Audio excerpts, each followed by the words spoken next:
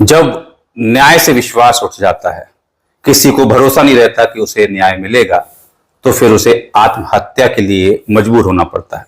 और ऐसा ही एक मामला सामने आया है मध्य प्रदेश के छतरपुर से, जहां एक युवक ने एक परिवार को गोली मारने के बाद खुद भी आत्महत्या कर ली।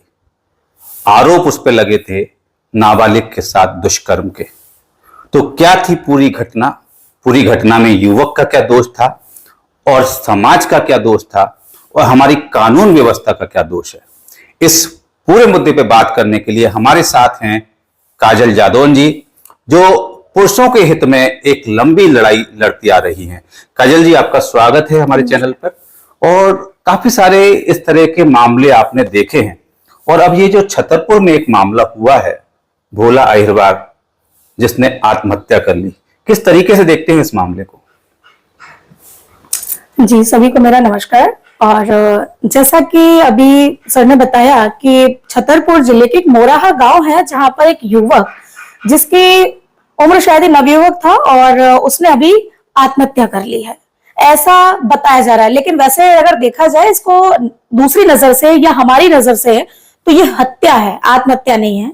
मैंने इसे हत्या क्यों कहा, यह मैं आपको अभी विस्तार से बताना चाहूंगी।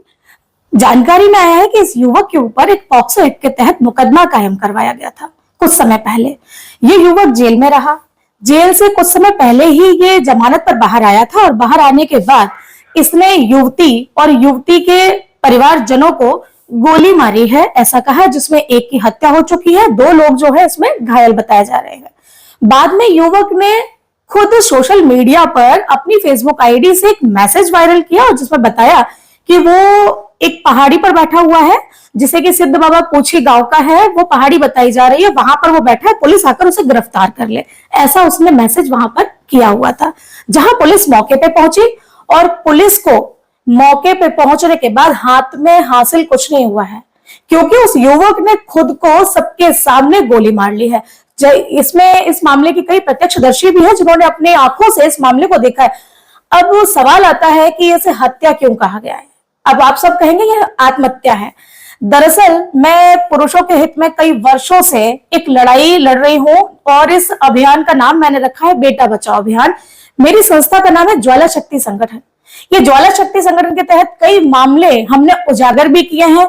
कई मामलों में जो रेप के मामले हैं, 498 है, दहेज प्रथा के मामले हैं, जिसमें कई मामलों को उजागर करते हुए निर्दोष पुरुषों को हमने न्याय भी दिलवाया है।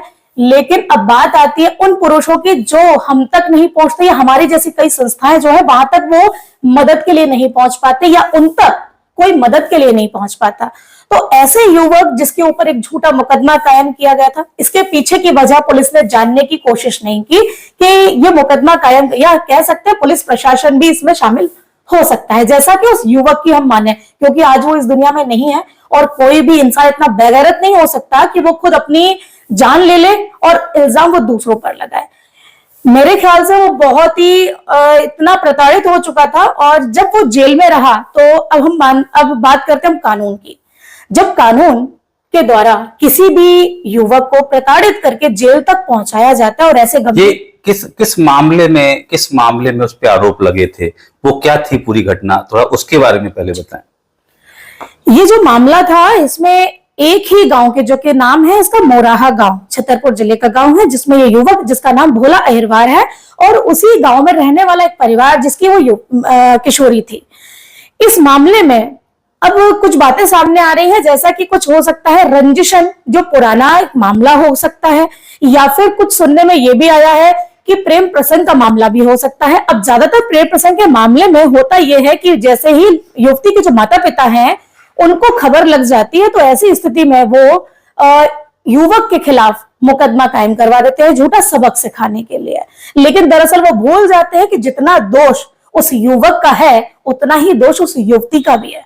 लेकिन इन सारे मामलों को रफा दफा कर रहे हैं, और पुलिस का सहयोग प्राप्त करके जब वो झूठा मुकदमा कायम कराते हैं, उस युवक की पूरी जिंदगी, पूरा करियर, सब कुछ तबाह हो जाता है, उसका फ्यूचर सब कुछ बर्बाद हो जाता है।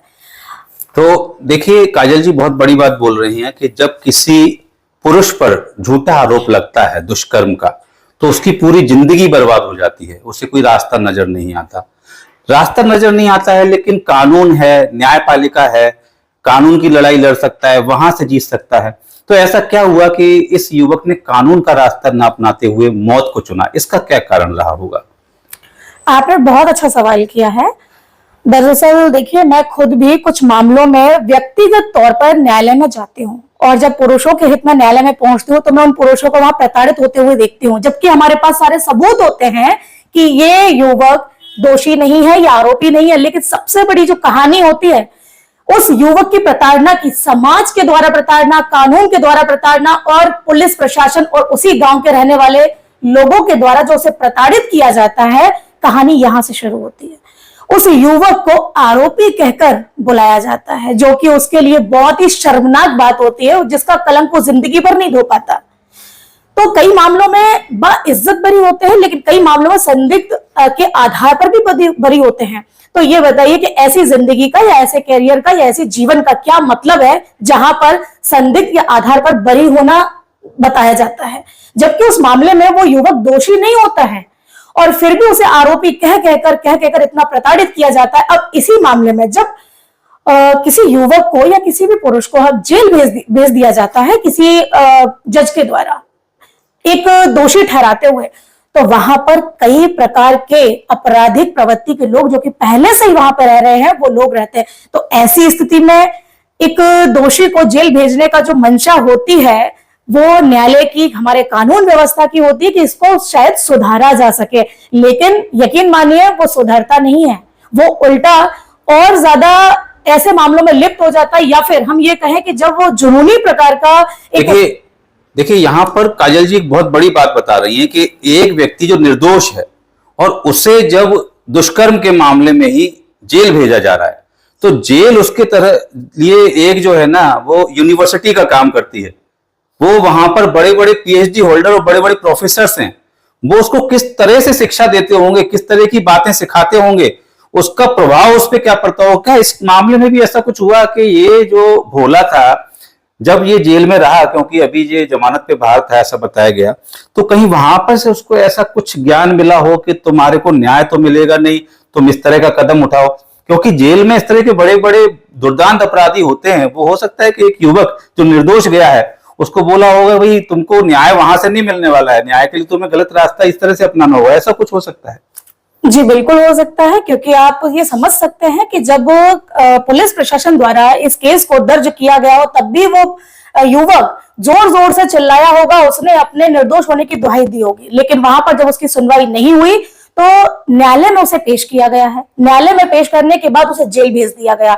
उसका जो एक आत्मसम्मान, जब उसको ठेस पहुंची और जब पता चला कि मेरे जैसे तो ना जाने कितने आरोपी बनाए गए हैं और जाने कितने निर्दोष इस जेल में सड़ रहे हैं, जो आज 10 वर्षों या 5 वर्षों या लगातार कई वर्षों से अपना दोष या अपने आप को निर्दोष साबित नहीं कर पाए हैं, तो ऐसी स्थिति में बदला लेने की जो भावना होती है वो कहीं ना कहीं प्रबल बनती है।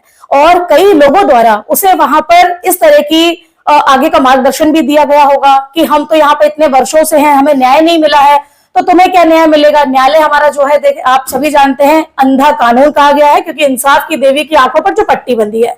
तो बड़ा विचित्र ये चीज है कि सबसे पहले जो आंखें खोलकर न्याय देना होता है वो यहाँ पर नहीं होता है। हमारे देश की जो कानून व्यवस्था है वो इतनी बिगड़ चुकी है कि न्याय मिलने की उम्मीद एक समय हुआ करता था जब लोग कहते थे कि चिंता मत कर, तुझे मैं न्यायालय में देखूंगा, लेकिन आज कई वर्षों बाद इतना बदलाव आ चुका है इस कानून व्यवस्था में, जज अपना मूड देखकर या जजों का मूड देखकर वकील बहस करना पसंद करते हैं, जज अपना निर्णय देना पसंद करते हैं। जिस दिन उनका मूड खराब है उस दिन निर्णय खराब होगा, जिस दिन मूड अच्छा है उस दिन निर्णय अच्छा होगा। तो ऐसी स्थिति तो हमारे न्यायालय व्यवस्था की है। तो ऐसी न्याय व्यवस्था से क्या न्याय की उम्मीद करें। ऐसे कई मामले हैं जहां पर युवकों ने अपना बदला स्वयं लेने का अपना खुद का मन बनाया, और यहां पर भी कुछ ऐसा ही हुआ था। इस युवक ने जेल से बाहर निकलने के बाद, अब ये अचानक से नहीं हुआ है, जेल में रहकर पूरी रणभूमि बनाई गई होगी। जेल से बाहर निकलने के बाद उसने जो हथियारों की व्यवस्था की जानी थी वो हथियारों की व्यवस्था की, और उसके बाद उसने इस घटना को अंजाम दिया। तो देखिए जिस तरह से बता रही हैं काजल जी कि उसने जो घटना को अंजाम दिया उसकी रणनीति पूरी जेल में बनी होगी, जहां उसको बड़े बड़े अपराधी जो थे उनसे कुछ ना कुछ सीख मिली होगी। और यहाँ सबसे बड़ा बात ये उठता है कि देखिए उसने जो दुष्कर्म नहीं किया था, जिस पॉस्को एक्ट में उसको आरोपी बनाया गया था, क्योंकि वो निर्दोष था, लेकिन वो एक निर्दोष व्यक्ति फिर जो है वो हत्या तक कर रहा है। मतलब आपके कानून व्यवस्था ने ही उसे अब वास्तव में अपराधी बना दिया, जो अपराधी नहीं था। तो क्या कानून व्यवस्था इस तरह की है कि लोगों को अपराधी बना रही है ऐसे मामलों में देखे तो? ये तो साफ कहना और स्पष्ट है कि हाँ, कानून व्यवस्था ही है जो आजकल युवकों को या लोगों को या निर्दोषों को दोषी बना रही है। अच्छा, इसमें थोड़ा सा ये बताएं मुझे कि जैसे ये मामला हुआ, ऐसे काफी सारे आजकल देखे जा रहे हैं कि झूठे आरोप लग जाते हैं दुष्कर्म के और पुलिसों की कोई सुनवाई नहीं होती है। तो क्या लगता है आपको, कानून में कुछ बदलाव की आवश्यकता है? क्योंकि आप तो काफी सारे केसेस देख चुकी हैं जिसमें पुरुष निर्दोष है लेकिन उसको फिर भी आरोपी बनाया गया है। उसने समाज की भी प्रताड़ना सही, उसने जो है न्याय व्यवस्था की भी प्रताड़ना सही। तो न्याय व्यवस्था में क्या बदलाव होना चाहिए?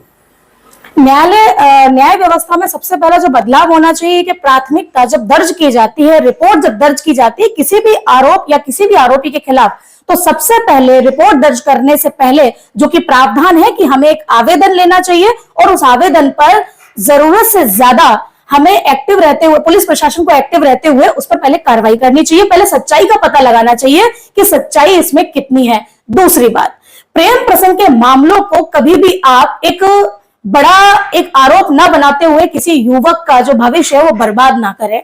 दहेज प्रताड़ना के मामलों में युवक के खिलाफ रिपोर्ट दर्ज करने से पहले एक बार उस महिला की सच्चाई पता कर ले कि उस महिला ने कहीं गुजारा भत्ता पाने के लिए तो केस नहीं किया है, और नौकरी छोड़कर बैठना और गुजारा भत्ता पाने के लिए उस युवक पर निर्भर होना, अब जिस पति को वो पहले ही दोषी बना चुके, ये कितना सही है ये खुद न्याय व्यवस्था मुझे बता दे। तो न्याय व्यवस्था में भी कहीं ना कहीं कमी काजल जी बता रही हैं। और जिस तरीके से आप देखेंगे कि यहाँ भोला अहिरवार के साथ हुआ कि दुष्कर्म के मामले में उसका खुद का कहना है कि जो अपराध मैंने नहीं किया उसकी सजा मुझे भुगतनी पड़ी, जिसकी वजह से वो अपराधी बन गया। तो ये हमारे समाज के लिए एक बड़ा ज्वलंत प्रश्न है और ये एक ऐसी घटना हुई है जो हम लोगों को एक सामने, एक घटना ऐसी है जो हम लोगों को सोचने पे मजबूर कर रही है कि कहीं ना कहीं हमारे न्याय व्यवस्था में बदलाव की जरूरत है। और ऐसे ही तमाम और भी मामले हैं शायद जो इतनी बड़ी घटना के रूप में सामने नहीं आते, और ऐसे भी कई पुरुष हैं जो प्रताड़ित होकर या अन्याय सहकर चुप भी रह जाते हैं। तो यहाँ कहीं ना कहीं एक बड़ा सवाल उठता है कि क्या कितने भोला से जो अहिरवार होंगे जो इस तरीके से न्याय व्यवस्था का शिकार होंगे और कहीं ना कहीं अन्याय सहकर चुप हो जाएंगे या फिर खुद अपराधी बन जाएंगे। काजल जी, आपका बहुत बहुत धन्यवाद, आप हमारे चैनल पे आए और इसी तरह से आप जो है पुरुषों को न्याय दिलाने के लिए प्रयास करते रहें। और आखिरी में एक लाइन में कुछ मैसेज हमारे दर्शकों के लिए। जो भी दर्शक इस खबर को देख रहे हैं सभी से मैं एक बात कहना चाहूंगी कि ज्वाला शक्ति संगठन की संयोजिका के द्वारा और मैं अपने माध्यम से कृपया, अगर आपके साथ या आपके आसपास इस तरह की कोई भी घटना हो रही है जहां आप प्रताड़ित हो रहे हैं या आपका कोई प्रताड़ित हो रहा है, इस तरह के घटना या इस तरह का कदम उठाने से पहले एक बार, आप ऐसी कई संस्थाएं हैं जो पुरुषों के हित में काम कर रही हैं, तो एक बार आप उनसे अवश्य संपर्क करें, आपकी मदद जरूर होगी। और थोड़ा धैर्य रखें, कानून व्यवस्था खराब है तो क्या हुआ, लेकिन यदि हम नियम और अपने खुद के बनाए हुए सिद्धांतों पर चलते हैं तो जरूर ही सत्य की जीत होती है। ये हमारे शास्त्रों में बहुत सतयुग से, बहुत प्रारंभ से ही ये बात लिखी गई है।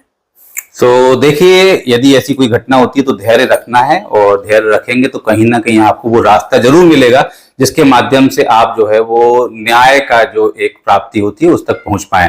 तो दर्शकों, उम्मीद करता हूं कि आप इतने बड़े गंभीर मुद्दे पे जो आज हमने चिंतन किया है उस पर जरूर गंभीरता से चिंतन करेंगे।